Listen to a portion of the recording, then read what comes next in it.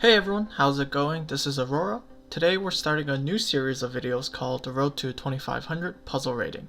Basically, I found myself stuck at 1050 in Rapids, so rather than memorizing chess openings or pretending I'm learning stuff by watching Hikaru, we'll be maxing out our credit cards to get unlimited puzzles.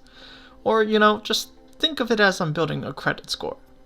Yeah, that's probably better. Wait, what? You thought chess wasn't a pay-to-win game? Well, the idea is that we hit 2500 before creditors find their way to my house. Throughout this journey, I'll be vocalizing all my thoughts, and according to chess.com, I'm around average, so I hope this can be an informative video no matter what skill level in chess you are. To give some context, I started playing chess for the first time in March of this year. At that time, I already knew most of the rules, and once I picked up on the traps my opponents were often using and stopped making one-move blunders, I was able to quickly climb from 650 to 1000. So without further delay, let's start our long and costly climb from 400 to 2500 puzzle rating. It's either we get to 2500 or we go broke. For the very first one, there's not much to say other than it's a back rank mate. Moving our rook to f8 delivers a checkmate since the king has nowhere to go and nothing is defending the f8 square. Here's another very easy puzzle. Here they've hung their bishop, so we just take the juicer. For this, if you know you can promote your pawns, we just need to focus on figuring out how to promote the pawn on the a file. If we move the pawn, they'll end up taking our pawn and promoting instead, so we have to take their pawn on b6 before pushing our a4 pawn. For this next one, you could possibly take their bishop or rook, but they're both defended. But if you notice, their rook is no longer protecting that last rank, allowing our queen to deliver a mate. Here we have something new, a simple counter exercise, and you'll see that we have two attackers for their bishop on g5, meaning we'll be up a piece if we do exchange on g5. So far it's been very easy as expected, but it'll be interesting to see where I make my first mistake. Here we have a mate in 2, delivering the checkmate with the bishop and queen. Here we have a passed pawn, and before I can push my pawn on the h-file, I'll take the pawn on g5 to avoid them promoting first. Here, if you don't pay attention to the whole board, you might be too focused on black's attack to realize you have a mate in 1. At this time, you guys probably already realized, but I wasn't in any rush to complete this puzzles. This might have been my fault since I just realized that there's a target time. Apparently you gain more points the faster you solve it, so I could have been climbing a lot faster if I wasn't going off on so many tangents during the stream. Then you have another mate in 2. Once you do some puzzles, you start realizing most positions where you have a lot of attackers, they require you to discover some sort of mate or some exchange to be up a piece. This is the first puzzle that I found interesting, and if you're below 600 or even 700 rating, try to see what the play is here. It's natural for beginners to intuitively move their pieces out of danger, but here by advancing with our queen we're able to deliver a mate. Here I believe we got a much harder puzzle than the rating says it is. This is the first one which required me to take my time and compute what move was best. For those familiar, this is a simple puzzle if you understand the principle of king's opposition. I'll explain what this is later since it doesn't need to be addressed at this level. A quick explanation is that you want to move your king to face the opposing king. This prevents the king from coming closer to you. At the time of this puzzle, I didn't know what that was, so I tried to compute the best possible moves. After a minute, it was pretty obvious that c2 was the only possible move. Any other move would allow their king to come closer to our pawn. Then we get a simple mate in 1.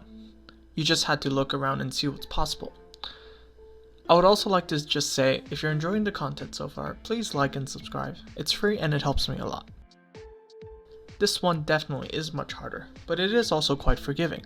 I blindly only saw queen h4 and then queen f2 for mate in 2, not considering the play pawn g3 at all. Luckily, queen h4 was still the correct first move, and I was able to reanalyze the position of the board, and we were able to get it right. Another simple pawn push for victory. This is the first puzzle where I honestly had no idea what to do. It looks like though we have a passed pawn, but it can be easily taken with the opponent's rook. through rook d5, then take the pawn. My first objective was to see if I could position my knight to defend the square that my pawn needs to promote to, or defend the square d5. Since that's not possible, and by looking at our position, the only possible moves are either pawn d7 or knight f5. You'll quickly realize that knight f5 is terrible, since the rook still has time to go back and take your pawn. Instead, if we move pawn d7, we're able to gain tempo by luring the rook away with knight f5. Afterwards, I thought the rook would just take the knight, so I went with the line, but instead they moved their king to g4. It's only after we've got here I noticed that there's a rook and king fork by playing e3. I realized afterwards the puzzle I solved was a pending puzzle. It took me a whole 3 minutes to get this puzzle, but we got it at the end. For those who don't know, pending puzzles are puzzles that haven't been played enough to establish a rating. So depending on your puzzle rating, you'll occasionally get a very challenging or very simple puzzle. Next, we've got a pin, and when you start doing these puzzles, you'll start picking up on looking for pieces in the same rank file or even diagonal. It is by far the hardest puzzle out of all we've seen today, though we're in a great position with stacked rooks, a bishop being able to deliver a check, and opposing pieces stopping the king's retreat. It was difficult for me to decide whether I wanted rook h1 or bishop h4. I eventually decided to go with rook h1 and got it wrong. This is because they can move rook e8 or queen a2, delivering check and start an attack on our king. Instead, I tried bishop f4, then g3. g3 doesn't work since the pawn takes h5. Instead, we needed to take on e1. Doesn't lead to a mate, and that's probably the reason why it threw me off. We are winning by a lot, being up a rook. Here the puzzle uses the queen to take, but it makes no sense and they should have taken with the rook. In fact, there's a bigger brain move that would have been queen a2. Regardless, a very difficult 500 puzzle marks our very first loss. Then, how nice of them to give me an easy back rank mate to recover my losses. Here we have another mate in 1. Those who are familiar with delivering a checkmate with a king and a rook will be able to quickly recognize this. Here the king pins the opposing king to the edge, which then a rook will take control of the last rank. Another simple mate in 1 if you remember the rules of the game. Next we have another mate in 1. Though the last couples were all mate in 1s, it's nice we got a diverse example of them. Here you'll have to recognize you have a ladder mate, something not easy to set up when there are other pieces on the board.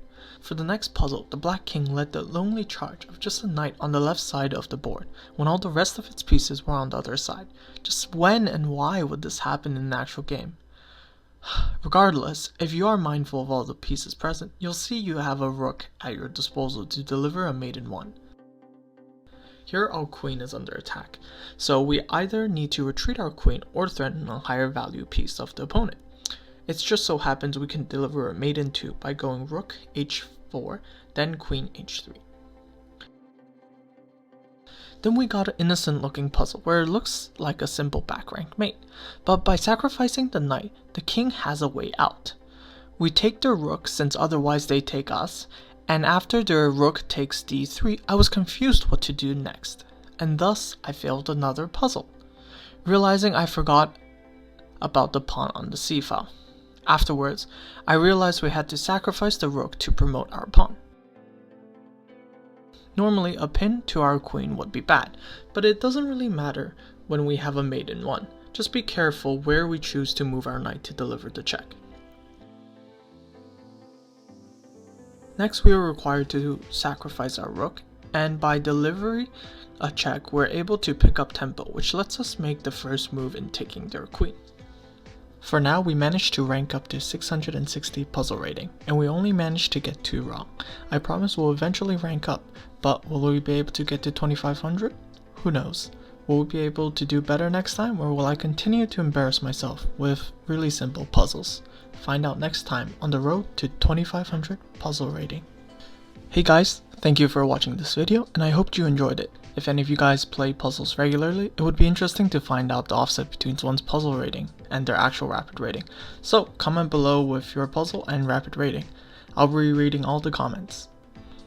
And don't forget to like and subscribe if you enjoyed for more content, but other than that, have an amazing rest of your day.